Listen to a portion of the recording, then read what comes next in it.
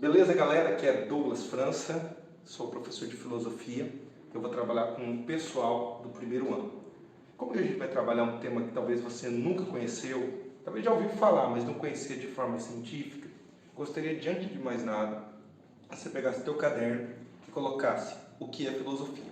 Nesse primeiro momento, você vai fazer depois, claro, você vai definir o que você entende por filosofia, né? Sempre a gente ouve, fulano tem tal filosofia, Beltrano tem tal filosofia.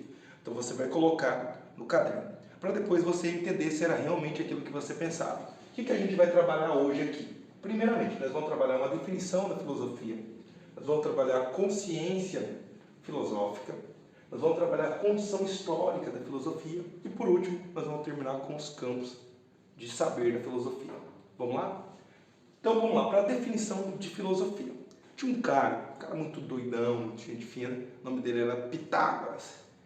E por onde Pitágoras ia, os caras falavam, lá vai o sábio. E quando ele voltava, os caras diziam, lá vem o sábio. Cara, encheu o saco dele, ele ficou extremamente incomodado e falou assim, pessoal, para de me chamar de sábio, para de me incomodar com isso. Ele falou, me chamam de filósofo. Mas o que é filósofo? Ninguém nunca ouviu falar disso. Aí ele falou, vou explicar para vocês. Então, a mesma definição que Pitágoras deu, eu vou dar para vocês. E hoje é a definição dougliana para você, professor Douglas França. Vamos lá.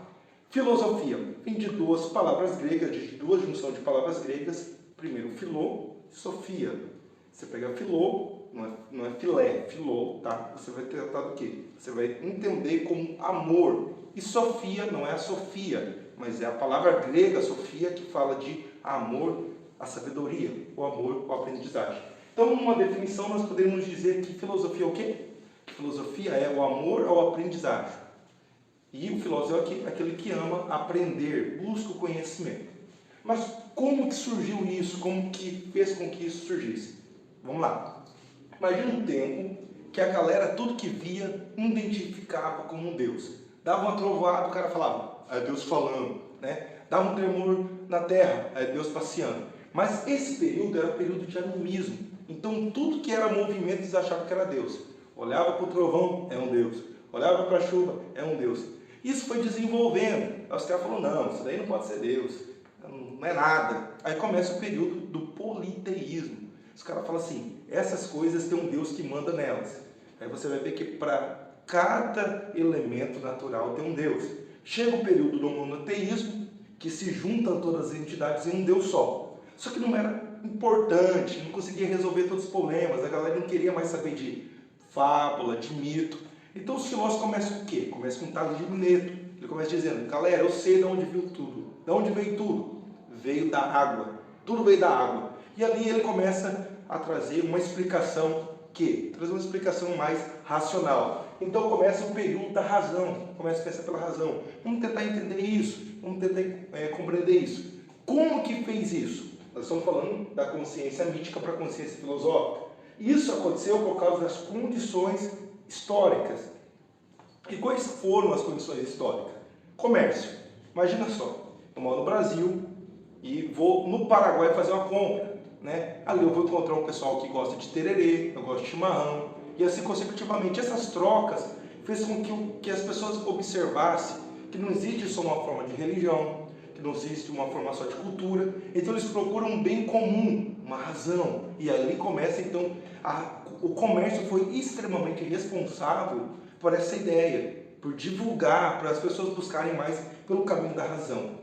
Só isso? Claro que não. Nós temos também o alfabeto. Imagina, antigamente, se você vê as pirâmides, você vê que os caras chegavam diante daqueles hieróglifos, né? É uma palavra um pouquinho difícil, né? Hieróglifos. E as pessoas chegavam e começavam a ter uns transe muito doido, muito maluco, assim, e davam uma revelação. E os caras falavam, esse cara é o cara que entende a linguagem dos mortos. Mas com o alfabeto, a coisa mudou. Todo mundo sabe, todo mundo agora pode, depois de aprender a ler, interpretar um livro sagrado. Então, não tem mais a necessidade de uma pessoa, de um médium, de uma coisa parecida. Você pode conseguir isso por meio da razão. Então, o alfabeto foi extremamente importante. E aqui, ó, vida pública. A galera entende agora que por meio da razão elas não podem depender de deuses, dos efeitos da natureza, mas eu sou responsável pela minha própria vida. Eu que tenho que correr atrás, eu que tenho que buscar aquilo que é para a minha própria vida. Isso, então, foram as condições históricas que foram extremamente importantes para que as pessoas parassem de ficar pensando pela cabeça dos outros e começassem a pensar pela sua própria razão. E lá, Douglas, agora eu entendi isso. Mas quais que são os campos da filosofia? Aí que é um negócio bacana demais. Sou filósofo, gosto de filosofia, eu falo de muitos campos. Tem um monte, mas eu vou sintetizar aqui. Primeiro, nós temos a ética. Agora você vai definir como que você deve viver. Como? Pela religião? Não.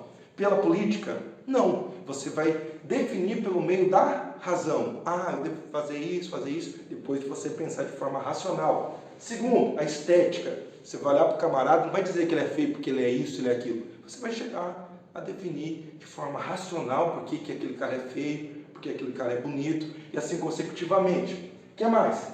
Temos a epistemologia. Que palavra difícil, nunca ouvi. Você fala do conhecimento, episteme, saber. Você vai definir pela própria filosofia o que é conhecimento e o que é mera opinião, né? Por exemplo, a tua avó fala que vai chover, mas ela não sabe se vai chover ou não por uma forma científica, ela sabe porque ela sente, porque o vento está isso, está aquilo, mas diferente de uma pessoa, aquele pessoal que trabalha na televisão, eles fazem previsões, isso é científico, e a outra é apenas opinião. Lógica, você vai analisar o argumento da pessoa, vai dizer se a pessoa está falando certo, se a pessoa tem um argumento bom, ou se ela apenas está falar por falar.